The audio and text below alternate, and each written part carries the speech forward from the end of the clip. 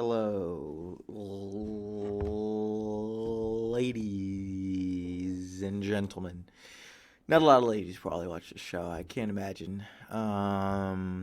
But if you are a lady watching this show, welcome. You're definitely welcome. Glad to have you. And props for sticking it out and listening to the show. I can't imagine that anyone outside of like the nine friends that I have, not just nine, but the I should have said the nine players in my fantasy league, and then maybe a couple of the stragglers from the Jennings fantasy league would be interested in this show. Um, I don't know why I'm bashing my show. I don't know why I'm bashing my show. It's a great show. I love my show. What am I doing? It's fantasy football podcast. We're back. We're back. It's been a couple weeks. It's been a couple weeks since I last posted. Last one to come out was it was 2 weeks ago. What was the exact date? October 13th. Let me pull up the calendar so I can really refresh my brain of where we were last at. Okay, no, that doesn't help. Setting up an appointment for me. No, just give me a calendar. October 13th is when I released this. Sheesh. October 13th came out on October 13th. So that would have been. Wait. Oh, May? What the heck is it doing? Okay, what the heck? This Windows calendar stinks. Okay, it came out on October 13th, which was 1, 2, 3 fantasy weekends ago. And the league was embroiled in beef at that point. Unfortunately, I don't have a great reference. Okay, we'll just say it was 3 fantasy weeks. Pretty sure, yeah, it was through week 5 because I remember making comparisons between myself and Zach's team of last year. But Zach's team of last year had played one more game. So now we're at week 8. That would make sense. Or my team had played one more game than Zach's team of last year. All right. I'm back. We're back. Back to where we started. Or back. I'm not back. What's the term? I don't know. Wow. Okay. Something between between 12 p.m. today and 7 p.m. today, ESPN has bumped up my rankings because that's like at 12 p.m. today during my lunch break. I was ninth. Was projected to finish ninth, and now they've got me projected to finish sixth. And don't get me wrong, I'll take it. I just don't know what is different. I mean, trade deadline, sure, trade deadline. But really, up 4 places? Okay, let's talk a little bit about the trade deadline. So, players from my team that are affected. Really only Chase Edmonds. Maybe Pat Freiermuth. You can make an argument for Pat Freiermuth. Chase Edmonds, now a Denver Broncos running back. Okay, also Latavius Murray. I've been starting Latavius Murray the past couple weeks, but now this muddies the waters because I've got now Chase Edmonds and Latavius Murray, and I'm thinking I gotta drop Latavius Murray. Like, why would they grab Chase Edmonds if they had confidence in Latavius Murray and Melvin Gordon? I feel like that means they don't. I feel like that means they might be looking to start Chase Edmonds. And I definitely want that. I want Chase Edmonds, but I want Chase Edmonds to be a sole back. I don't want him to be part of this like 3 running back backfield where they're all sharing touches. But I am bummed to lose Latavius Murray as a starter. Obviously, he's not playing this week because he's on bye, but I would have liked to have, Murray was, for the way that my team's going so far this year, Murray is a good flex option. And so I'm bummed to lose him as that good flex option. But anyways, okay. So just in general, and then Pat Freiermuth, the reason I say he might be impacted is because Chase Claypool is now going to Chicago, so that's like one less pass catcher for the Steelers, and so maybe that means Pat Freiermuth gets a couple more targets. That's the way that I'm selling it to myself. Okay. So the league was embroiled in beef. Got to start out by just saying the beef is pretty much cooled off by now. Me and Tristan squashed it a little bit earlier than Matthew. I feel like me and Matthew have squashed it now because of what's happened this week. So, well, first of all, after I posted that, me and Tristan definitely like squashed the beef. Like we sent some texts, had some mutual respect, 2-time champs. He brought the light to my eyes, and so yeah, so we're over that. We're over that beef. We almost had trade. Not really almost, but we were in talks for a potential trade that was never really going to happen because it depended on a trade that happened with me and Zach. Um, and then Matthew and I's beef definitely cooled off, but maybe about a week later than Tristan and I's beef. But definitely cooled off, and then also I would say especially cooled off after this week, just because of the way that the game ended. So Matthew and I played this week. And it was a high scoring week. It was definitely our highest scoring week of the season, like without a doubt. Everyone was scoring points left and right. I mean, Aiden of all teams got like the second most points. So, let's see. Yeah, we scored a league total of 1086.68, which beats our next best, which was 1046.5, and that was week 4. So yeah, so great week, and I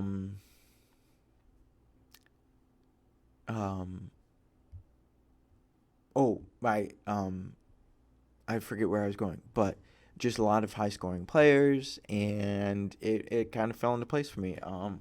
We had Zeke get out injured, which led for Tony Pollard to be the lead back. Jess Jefferson and Diggs were back for me. I had started Latavius Murray. I started Tyler Algier, and I could have done. So the game ended up me beating Matthew 136.22 to his 123.7. So my highest score of the season. Very happy.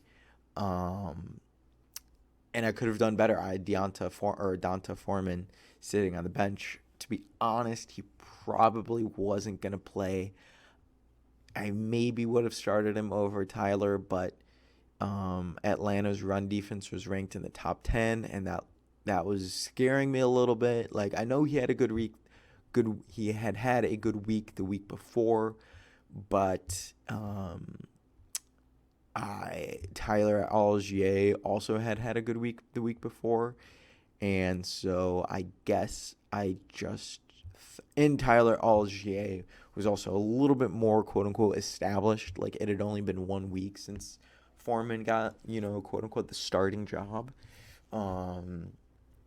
So I just felt a little bit more safe playing Algier. So, like, yes, I could have scored more points, but in reality, he was probably not going to see the field. But had I made that play, Donta Foreman scored 31 points. I could have had a league high for the year at 150 something, which would have been great. But again, I didn't say this, but I said this in power rankings. That's why I say again, I'm not going to complain about a win. A win's a win, and I'll take it all day long. Matthew, to his credit, made it real close. Nick Chubb came in Monday night swing and got 4 points. Wasn't really nervous because it was going to be he was going to need over 35 points, which isn't unheard of, but it's just not likely enough to really make me nervous. And then the fact that Cleveland was beaten up on Cincinnati also helped, although that means they probably would have rushed more. Just something about it. Just the way that I was watching the game, I was like, yes, Chubb is great and he's a beast, but I'm really not concerned about that 35-point game. It just didn't have that feel. So anyways, so that helped squash the beef a little bit because I beat Matthew. I think if Matthew would have beaten me, I think it would have kind of fueled my fire a little bit. I would have been a little bit more eager to see Matthew lose in future weeks, and I'm sure Matthew would have been much more eager to, or maybe Matthew would have been less eager to see me lose. But he would have felt vindicated by beating me, and maybe, tempers could have flared a little bit. But the beef is pretty much squashed. And this is our only time we're gonna play each other this season. In the regular season, I mean, I'm not really confident in making the playoffs, but I really hope I do. And that being said, the league is really close. So, anyways, I meant to say something. Oh yeah, I was gonna go all the way back and circle back and say I think the NFL is rigged because after week 7 there was like major talk about how boring the NFL was, right? Like, or maybe it was week 6, but I swear, like, it seemed really recent that everyone was like, "Oh, NFL so," or not everyone was saying NFL so boring, but there was just talk about how it was one of the lowest scoring like weeks or whatever. And then all of a sudden we've got all these really high scoring games and players who are getting a lot of points and yards and touchdowns. Just thinking, NFL might be rigged. NFL might be rigged. No, I'm just joking. But I'm happy to see it. If the NFL does want to be rigged for that reason, please be rigged. I'd love to have more fantasy points. Pretty, please. Okay, and so we're at week 8. 3 games have passed. And I think, so 3 games ago, I was sitting at 3-2. Now I'm sitting at 4-4. My losing streaks continued. I dropped 4 straight, and I was sitting at 3-4 before the matchup with me and Matthew. Now I'm at 4-4. And so the league's really tight right now. We've got 4 5-3 teams, 3 4-4 teams, and 2 3-5 teams, and then Aiden rounding us out with a 2-6 record. So we can talk about that more maybe when the guys get on the podcast, but just really tight league. Like, I don't know. I'm really hoping that the playoff format is going to work this year, but it might be really contentious if we have like a 3-way tie for who's going to get in that playing game.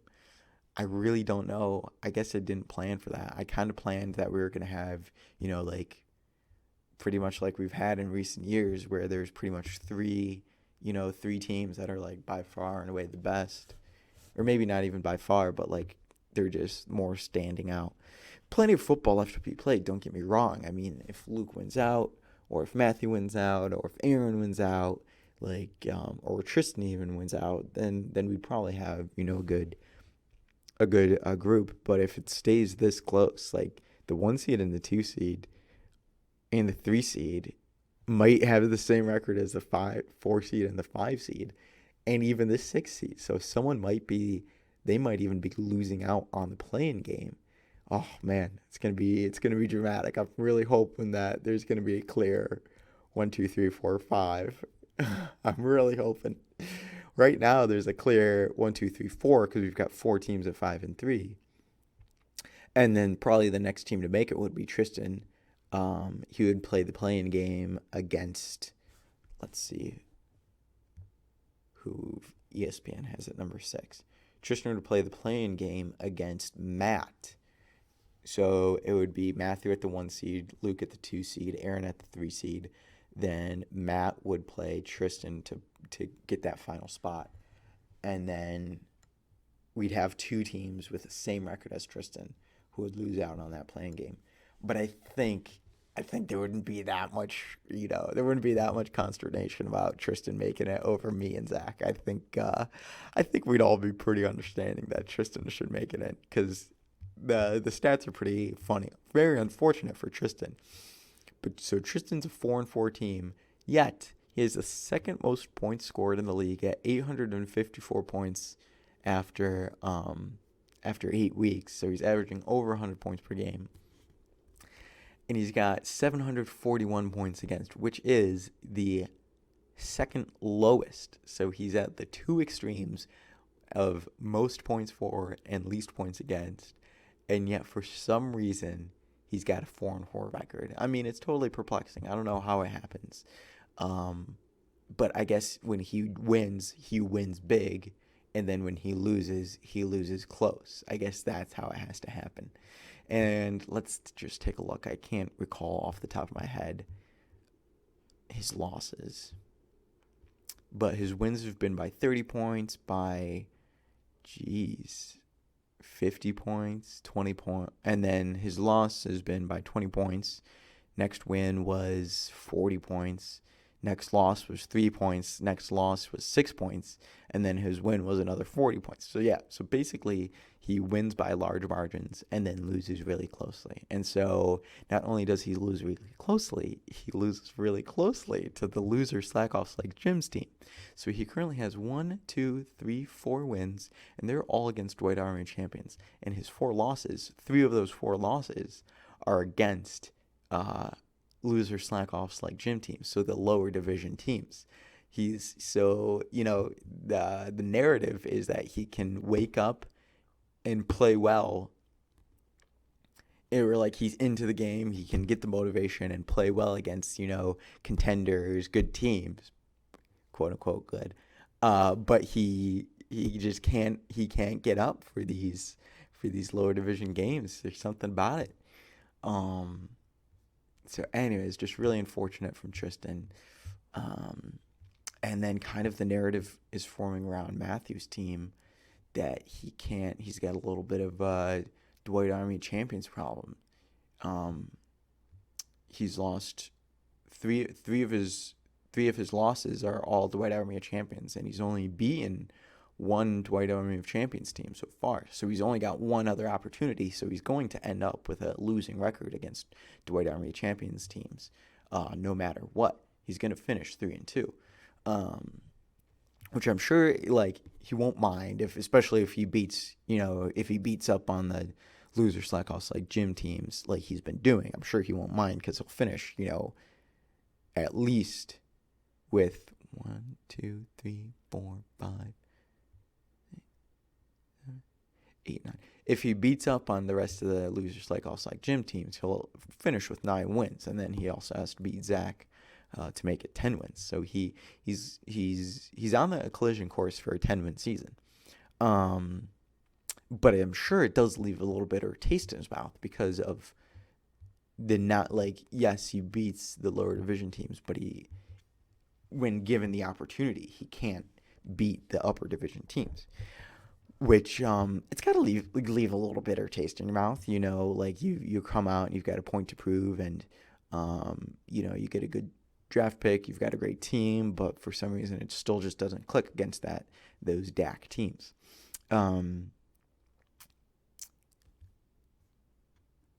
so he is somewhat proving his point though, because Matthew talked a lot about how being in the Dwight Army Champions is like an anti-reward because, you finish in the top 5. You should, be rewarded for that in the next season. But it seems like you're being, what do you call it? I don't know. What's the antonym for rewarded? Can't come up with it. Rewarded. Antonym for reward. Punished. It seems like you're being punished by being put in, a team with a lot of good teams, or a division with a lot of good teams. And so he was, saying I'll run the table. I don't know his exact quotes, but he was basically saying I'll run the table in the loser slack-offs like Jim, and he's pretty much staying true to his word. So yeah, that's another fun narrative that's happening right now. What are some other narratives? Just kind of the annuals. It's becoming like an annual thing now. I really hate to say it, but it is. Zach just collapsing midway through the season. So Zach started the season 4-1, and then ever since his 4-1 record, he's gone 3 straight games scoring under 80 points. 67 points, 76 points, 77.9 points. So he's really struggled to put up points, and he's now at 4-4. And it's very different than 2021. Very different than 2021. Because Zach not only had a good team in 2021, he probably had the best team through 7 weeks. He had 1 game under 100 points, and he's had 6 games over 100 points, including a streak of 4 games in a row over 100 points. And so he just was unreal. And then it collapsed, not due to him, but his team just totally fell apart. D-Hop got injured, Kyler was injured, Derrick Henry was out for season. What else? Like Josh Jacobs wasn't playing up to snuff. It was a misery compiler. Everything that could have gone wrong went wrong, and he fell off. And so that was 2021. 2020, I'm not so sure. Let me take a look. I think he was just bad all season in 2021. Hate to say it, but I think, yeah, he was just. Oh God, 2020 was a horrible season for Zach. Holy cow! Let's not relive that. 2019. Oh, no. Let's ignore 2019. All right, it's okay. All right. It's a more recent narrative. I'm trying to make something here, and it's just not working. It's really only happened in 2022, 2021. But I mean, it's happened 2 years in a row where Zach's just kind of collapsed, and so that's a bummer. It's a bummer narrative. That one's not a fun narrative. Any other good narratives? Oh yeah, just Aaron is exploding now. He's gone 4 straight games with a win, and 4 straight games scoring over 100 points. He's got not only over 100 points, over 110 plus points, which is very impressive. 117, 110, 128, 119. And I mean, who's going to stop this team? Like, who's slowing this team down? No one. Like, Matthew's going to contend with him, but when you've got Josh Allen, position rank 1, Austin Eckler, position rank 5, Ramondre Stevenson, position rank 7, Jalen Waddle, position rank 4, Taysom Hill, position rank 3, Kenneth Walker, who will probably finish the season like as a top 10 running back in your flex. I mean, who's going to stop that? CeeDee Lamb is also on his bench. I mean, he's on bye this week, but he's on his bench, position rank 12. And I mean, CeeDee's like, even though he's position rank 12, he's really like a wide receiver 1 by all means. So he's got not wide receiver 1. He's a top 10 wide receiver. So he's got 1, 2, 3, 4, 5, 6, and then a half. We'll call Kenneth Walker a half. Okay, 7 for Dan Carlson, who's also a top 10 kicker. So he's got 7.5 out of 9 players on his team that are in the top 10. I mean, who's gonna stop that? Who's gonna stop that? The only person is gonna be Matthew, and then Tristan. So, but okay, Matthew has 1, 2, 3, 4, 5. Matthew's got 5, 6 if you count the kicker, which I don't know. Let's just not count the kicker. He's got 5. So Aaron's only got 6.5, whatever. So still 1.5 more in the top 10. Tristan has 1, 2, 3. Okay, we will count Justin Tucker since he's number 1. 4. Tristan's got 4. So Aaron, his team is looking good. He's looking really good. He's got 1.5 and 2.5 more players in the top 10 than Matthew and Tristan. And obviously that was a really biased look because I automatically promoted CeeDee Lamb in my head. But anyways, I just like, Aaron is back. You know, he's back. 2021 was a bummer season for him, but he is back in 2022. And I'm sure he's psyched because I mean, he's got one more game against a Dwight Army Champions team. So he's got 1, 2, 3, 4 against losers like Jim's team, but one of those being Matthew. So if Aaron can win these next 3, which he should, he's playing Aiden. Matt will be a tough one, no doubt. And then he's playing Alex, who's got a fine team, but is just not putting together results. So Aaron needs to come away at least 2-1 from that. That'll bump him up to 7-4. And then that's a great record to go into those final 2 weeks. If you at least come out 1-1 from week 12 and 13, then you're 8-5, and you're basically you're in the playoffs really, because you're pulling away from all these other teams that are beating up on each other in the Dwight Army Champions. Um, so that's the other narrative. Narrative. Aaron's back. I guess another narrative is Matt's back too. Matt is back. He just has unwavering faith in his boys, and it's proven good. He's got some tough matchups coming up, but jeez. Okay, no offense to Connor, but Matt could easily finish the season at 8-5 too. We could have 3 8-5 teams out here. If all falls into place, Matthew, Aaron, and Matt could all be 8-5, and then we'd have two Dwight Army of Champions representatives duking it out for the final playoff spot. I mean, maybe stuff happens in fantasy football, but like Matt's back. Matt is on his way back. He's 5-3. He might lose to Matthew this week, sure, in the Battle of Mats. He could lose to Aaron, who's a tough opponent. But then he's got Aiden, which should be a win. He's got Connor, which Connor's chugging back. He's slowly but surely. But from the view right now, it'd give that win to Matt. And then he's got Alex to wrap up the season, which is another win. So yeah, 8-5.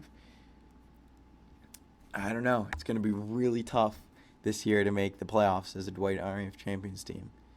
So that being said, I think we do need to sunset divisions next year, which is bummer to see it go. But I don't know. I'll have to come up with. Well, it'll just be the Justice League, I guess. We won't have any division names. So bummer to see it go, but I think rightly so, and little Dwight Army Champions bias here, but it just doesn't seem feasible to. Especially it will look especially bad this year if we send 3 Dwight Army Champions or 3 loser slack-offs like Jim's teams to the playoffs this year. I'm not sure about the history of that. I can do a quick check. If we go to playoff, we'll go to league history, and we'll go to view scoreboard. Will that do it? Final playoff results. Can I change years in here? It doesn't really look like I can. But last year we sent 3 loser slack-offs like Jim teams to the playoffs. But that's 3-2. Well, I guess 2 Dwight Army Champions automatically made it. Okay, I guess that was what I was thinking. This year, I feel like we might be automatically sending 3 loser slack-offs like Jim's teams. Whereas last year we sent automatically 2 Dwight Army Champions and 1 loser slack-offs, which I think is just, and then 2 loser slack-offs teams faced in the play-in match. But this year it's seeming like we're trending towards 3 automatic qualities for loser slack-offs, and only 2 Dwight Armies playing for that last spot. Which could be like, once we sunset divisions, it won't be divisions, so it'll just be I don't know. I guess it'll look better to just not have divisions. And it might also help for, Dwight Army Champions teams won't be eating each other up all season long.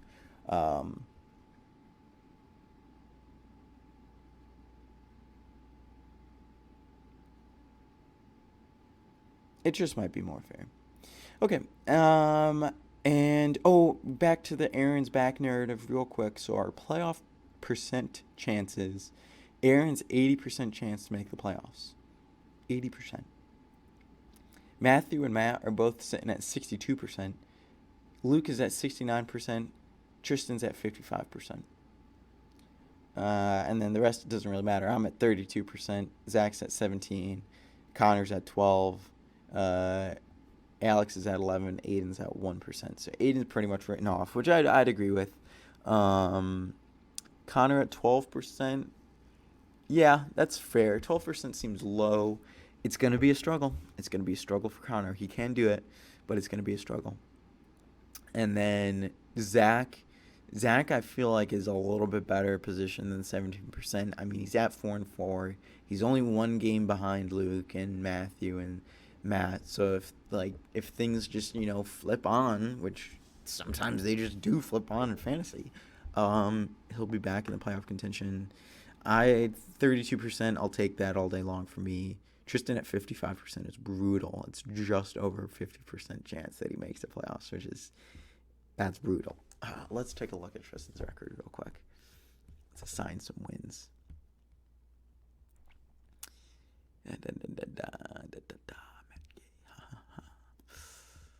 Okay, so he's got Alex wins, so he should be at 5-4. Then he's got Zach. He should beat Zach to bump him up to 6-4. Then he's got Luke. Maybe we'll be pessimists and give him a loss there. So he's at 6-5. Then he's got me, which will be pessimist for myself. Give him a win there, bump him up to 7-5. And then he's got Connor 8-5. Did I just give Tristan an 8-5 record too? Could we have 4 8-5 records? It's possible. So I think Tristan's got that's what I'm saying. Tristan's got a much better chance than 50%. And then we'll do Luke, Luke's got me, and I'll be pessimistic for myself again. I'll say, Luke beats me, then he should beat Connor, and then we gave Luke the win against Tristan, so Luke's at 8-3 right now, and then he plays Zach, so he should be at 9-3, and then he plays Aaron 9-4. So, I don't know how Luke does it. I just he just finds a way to win. Gotta give props to the guy. In my power rankings, I'm basically waiting every week for him to drop off, which is foolish. But I'm just waiting for his team to start losing, and I think it's gonna happen every week, and I just can't see it happening anytime soon now. He's got Mahomes, he's got Dalvin Cook, he's got Travis Etienne, he's got A.J. Brown, Tyler Lockett's maybe a little weak spot, Kyle Pitts maybe a weak spot, Michael Carter, we'll see how he does. Michael Carter was a very good player, but, after being benched for half a season, who knows if he's just going to, jump right back in. But, so, I guess my beef is, I like Mahomes, and I like A.J. Brown, and I like ATN now, I do, but I don't know. I guess I'm just looking for. I don't know what I'm looking for. The team has proven that it's good. It's proven that it's good. So what am I waiting for? I don't know. I guess I just think it would be a bit crazy if he goes on and gets a 9-4 record. Because I have 12 less points for than Luke. I've been playing horribly. Did you see the past 3 weeks past 4 weeks, I've scored 53, 81, 69, 87. And yet I'm only 12 points behind Luke. It just seems crazy that that's possible. Or it seems like we should be on a more level playing field. But, that's how it goes in fantasy. And that's how it was for all these teams last year that hated that I was in the championship, hated that I had a 9-4 record. So, I don't hate that Luke has a 9-4 record. I guess this is what it felt like for all the, Matthew, Tristan, Luke, Zach, etc. last year. They were just waiting for me to fall off. And for some reason, I didn't fall off. So, this might be Luke's year for that. We're waiting for him to fall off. He just might not fall off. So, we'll see. And then to wrap it up, a little bit of I was trying to make some moves happen, make some trades happen. I was in talks with mainly trying to get Lamar off my team, and I think I'm gonna go full 180. I think I'm gonna say, all right, Lamar is off the plate. I'm sticking with him because I think we might have made it through the storm. So he played the Jets, Miami, then New England. Then he went on to play Buffalo, Cincinnati, New York, and Cleveland. So not world beater of teams. But I guess I'm just thinking And then they said it on the Thursday night broadcast. From here on out until week 18, Lamar and the Ravens don't play a team that has a winning record up until week 8. So they go to play New Orleans, Carolina, Jacksonville. Denver scares me, but then they got Pittsburgh, Cleveland again, Atlanta, Pittsburgh. So I guess I'm just thinking, like, maybe I've weathered the storm. And also, number 2, like I said, I tried to make all these trades. No one wanted to trade for him, so I'm stuck with him. So I just have to hope that I've weathered the storm and that we'll come out and finish the season strong with Lamar. But I need him to lead. I need him to lead my team because my team is rough around the edges. If we want to look at position ranks, it is not pretty for my team. I've got number 3 quarterback, number 39 running back in Deonta Foreman. Number 22, right now I've got Antonio Gibson starting. Tony Pollard would be there instead, but Gibson gets the start since Pollard's on bye. And then I like my wide receivers. They're great. Justin Jefferson at number 5 position rank and Stephon Diggs at number 1 position rank. I've got the number 10 tight end in Pat Fryermuth. And then my flex is Tyler Algier, however you want to pronounce it. He's position ranked 37. And then kind of where I'm making up for some of these, like where I've fallen behind, I'm making up for it in my defense and kicker. Like I got the Eagles defense, which is the number 2 position rank, and Ryan Suckup at number 6. So anyways, I feel like my team is so rough around the edges. It's, even though I won, I'm happy to have won. I just, like, it's tough to see a way out. Alrighty, that was a lot of talking. Oh my god, I'm almost done with the episode. We'll try to get the boys on for a quick segment and see if they've got anything they want to say.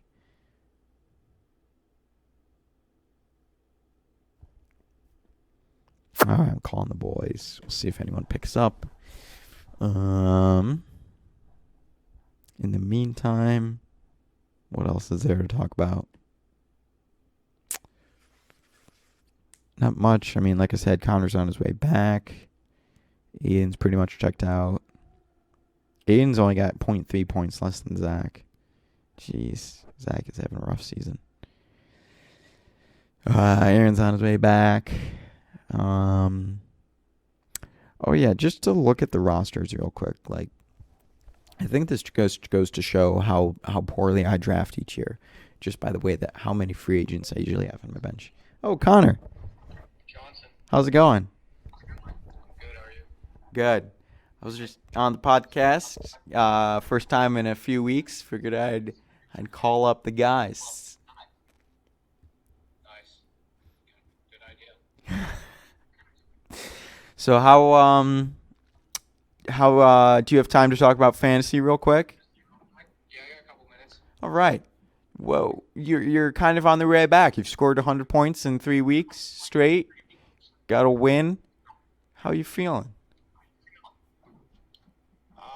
Yeah, I'm feeling. I'm happy this year didn't turn into a complete embarrassment.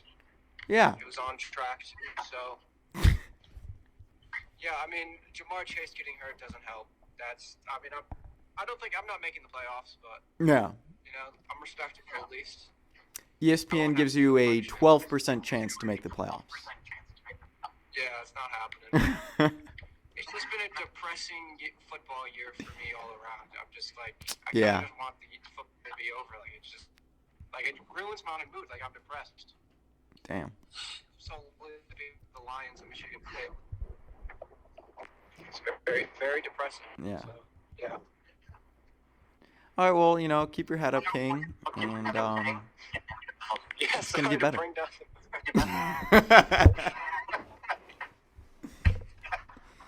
Looks like we've got Matthew in the chat too. And like nothing looks bright either. Like State doesn't have some bright future. Mel Tucker, I think, might be a little bit of a moron. His coordinators are obviously morons. I'm not sure if Tucker's a moron yet, but he's getting there. I mean, some of the play calls last week were moronic. You got a bunch of criminals playing for your team.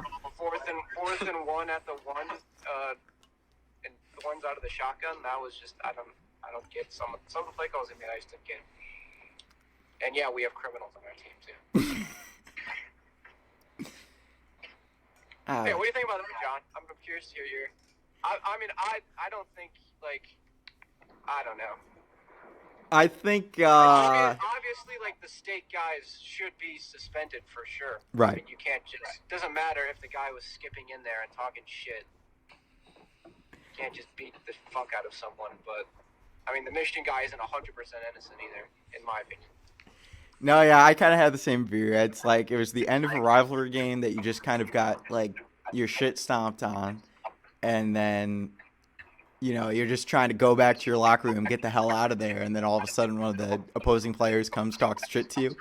Like, obviously you can't beat the living hell out of another human, but I understand why they might have wanted to throw a couple punches.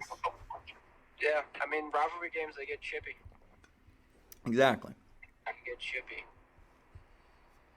But yeah, I saw the video of some guy beating another guy with a helmet. Like, that guy should obviously, like, be kicked off of the team and never play for Michigan State. Like, you can't beat someone with a helmet.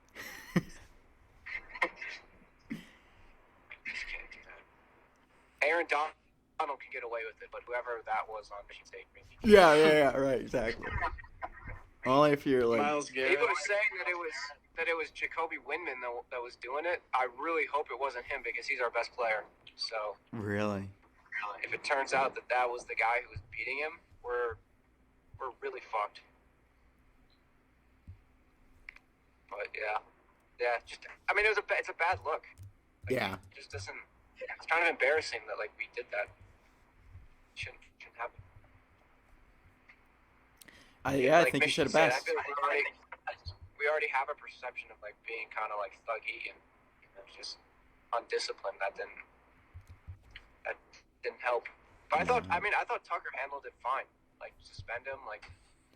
Right. Yeah. I mean, he suspended him as fast as he could, and I think like you said, it's a good way to handle it. Oh, and the guy that touched Mel Tucker's head too. That guy's. I hate that Michigan fan who did that. That's bullshit too. Oh, I didn't see that. What was that? Tucker was walking through the tunnel and some guy like tried to rub his head from the stands. and then Tucker kind of swung at him. Oh, okay, yeah, that makes sense. So yeah, but yeah, no, bad look. Are you recording right now? Yeah, is that okay? Oh yeah. I was just curious. Yeah, no, I was recording. I was talking into the mic, and then I was like, I'll see if I can get some of the guys on here. And so, yeah, so we're still live. Okay, nice. Alrighty, and then Matthew, So, yeah. Are you still here with us? Yeah, what's up? Just want to say hi. I want to, get your thoughts about your fantasy team, thoughts about the loser slack-offs like gym division, how it compares being into the Dwight Army Champions division. I think it's your first year, and we're about halfway through. Connor, sorry to be a bother. I think we're getting a little echo off your side. Got him. Yeah. Here, hold on a second. Okay. I mean, I just wanted to say hi. Hi. Hi. But, hey, what's up? Is that better? I think so. Yeah, a little bit better. Not great, but a little bit. Are you driving? All right, I'll just. Okay. Oh. Johnny, I gotta say, I do like my team. Yeah. Chubb and McCaffrey, man. They're gonna combine for 100 points. Yeah. That there's no slowing this train. What? There's no slowing that train. Yeah, really. It's gonna be fun to watch. The only problem is they are both on bye this week. Oh no. Yeah, it's so sad that I lost a very, very high-scoring good game Yeah. against you. Yeah. Because this week, oh, man, I'm, like, looking at, no disrespect to my other players, Right. but missing definitely the two workhorses, so Right. I'm worried. I'm worried it's going to be 5-4. Oh, okay. Yeah, But you might have. with that being said, looking forward to the rest of the season Oh. because I'm feeling good. Yeah, I mean, yeah, there's not much more you can say about having Nick Chubb and Christian McCaffrey on your team. I mean, what a duo. What a duo. Yeah, they're doing great. And then you also have like Jamal Williams, who's been cheeky good. I know. I was actually, I don't want to be like I was gonna play him. Right. But I kind of was. I was just kind of busy the night before. It was like Halloween weekend, right? Right. So yeah. I was busy the night before. Just didn't look enough because I would have seen. I saw the writing on the wall. There were posts being made, both about Henderson, who I played, Right. which was so stupid, and also about Swift, who, impacts that decision. Right. Yeah. Both of them looked. I just should have played them, but whatever. Yeah. That would have been a tough one. It would have been a very tough one to. Or I don't know, but yeah, it's hard to be like, oh, I was gonna play, because I was kind of saying the same thing about like Deonta Foreman. Like, I can't really I was gonna play him. Like, I wasn't gonna play him. I was pretty confident playing, not confident, but I was pretty set on playing LGA and. Sure, yeah. Whatever, no, so. I got you. Like, Right. I saw that too on your bench. Yeah. And I was like, all right, well, we both got. Right, exactly. There's something like I don't know, it relieves the sting a little bit when you see the other team had also, a bench player go off. Yeah. And then so this is your first year being in the loser / off league gym, right? I don't think you've been down there before. And so I was talking a little bit about this narrative earlier, where so far your only losses have been to Dwight Army of Champions teams. Yeah. So yeah, I'm 4-0 in the division, and 1-3 outside of it. Yeah. But I think that's just a crazy coincidence, honestly. I think so too. I mean, come on. There's what? I'm 5-3. Yeah. Matt's 5-3. Aaron's 5-3. Yeah. Yeah. And then on your side, there's Luke and you. So I think it's totally just a random coincidence that that's what's going on.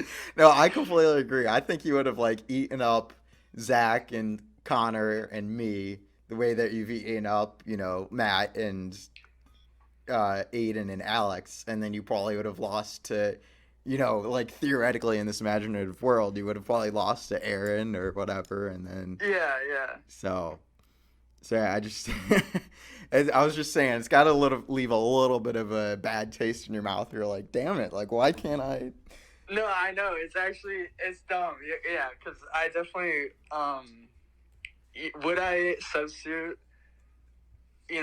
maybe 2 wins for 2 wins against you and Luke? Probably, maybe. But we'll see. Yeah. It's all about the playoffs for me. That's Right.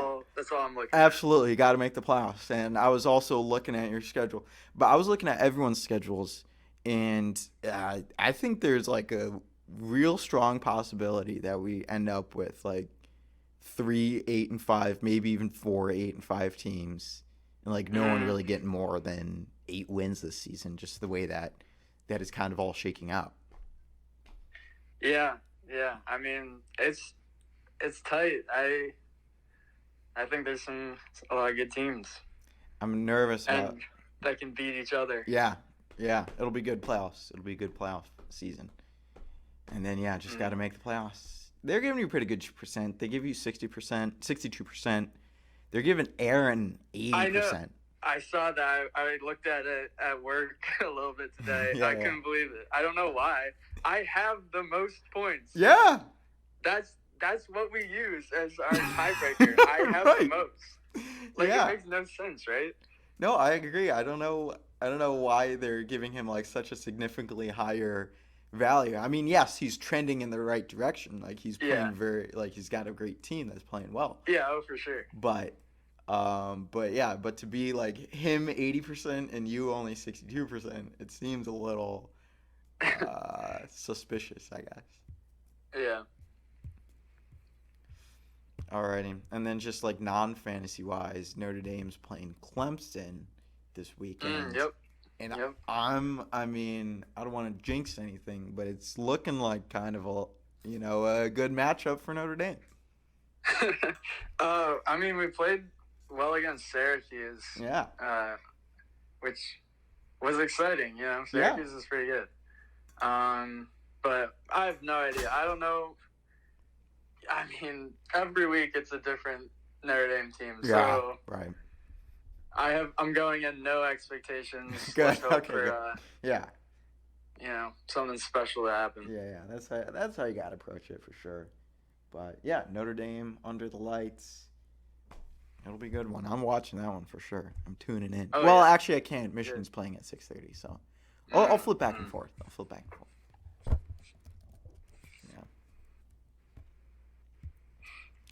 Yeah, I can't stay for too long. I got some things to do. Absolutely. I was rambling on earlier, so I've got plenty of footage, so we can wrap this up whenever we need to. I don't know what else. I just hopped on because I felt bad, but it was just like, man, it has been a hot minute since I dropped an episode, so I need to get one in. True. So last time was October 13th, so it's almost 3 weeks. Wow. So I got to get one in. So I'm getting one in. But yeah, I didn't come in, with my list of topics. Not that I really ever come in with a list of topics, but I could have had a couple more questions prepared for you. So I apologize. No, it's all good. Yeah.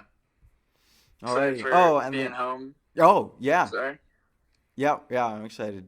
And then I'm coming home for Thanksgiving too. Well, yeah, I'll be home for Thanksgiving. Yeah. Wait. So did you? Were you coming home for Thanksgiving? Yeah, I am. Are you probably just a couple days though, right? Probably like Thursday through Sunday. No, I'll be home. That Tuesday. Oh, I'm getting there Tuesday. Okay, good. So we can do the best bar night in America on Wednesday. Oh, absolutely. I literally was not coming home if I couldn't be home on the Wednesday. Okay, good. All right, I love it. I'm excited for that. That'll be a lot of fun. Absolutely. And then Thanksgiving Day football, hopefully. Hopefully. I'd love to. We'll try to get that I'd going. love to play football. And then... All right. It'll be a good Thanksgiving. I can't wait. Mm-hmm. And then, so what week is that in fantasy football? That's like right on the cusp of playoffs, I think. 11?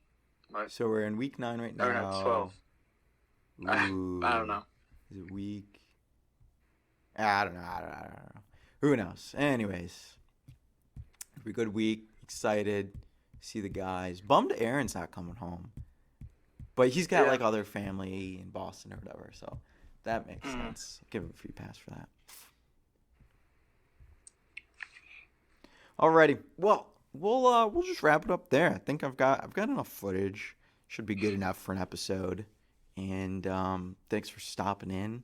Can't wait to have you on again next time. Well, it'll be a little bit. Hopefully, we'll get a little bit more good gab in next time. And I'll have all the stats up so I perfect. can Yeah. say how great my team is and how how lucky everyone else is as it goes. As it goes. Yeah, it's expected. All right, I love it. Alrighty, The point differential, though, I've got a great point differential right now. So yes, you do. I've got that pulled up too. What is it? It's we're in week 9. No, week 8. We've got 98. Damn. Tristan's got 112. Oh my god. Oh yeah, Tristan's that weird team. yeah, Tristan's a weird team. Alrighty. Well, yeah. All right. Get pull the stats up next time. I'll have some questions as well prepared, as a good interviewer should. Sure. Yeah. Make me think. Yeah. I'll make you think. Sounds good. Alrighty. I'll at least end the podcast and then we'll go from there. All right. See you podcast. Bye.